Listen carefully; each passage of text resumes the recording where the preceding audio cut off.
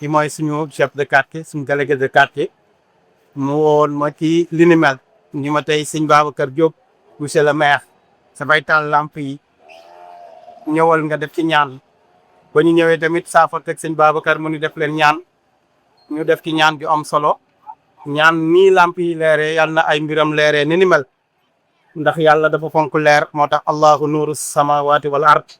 masalu nuurihi kamiskaatin fiiha misbaahun al misbaahu fi zujaajatin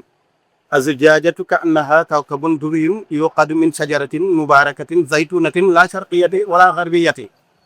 yakaadu zaytuha yudii'u walaw lam tamsashu naarun nuurun ala nuurin yahdi llahu li nuurihi man yashaa'u wa yadribu llahu al amsaala linnaasi wallahu bi kulli shay'in alimun kon ci barke aaya boobu suuratu nuur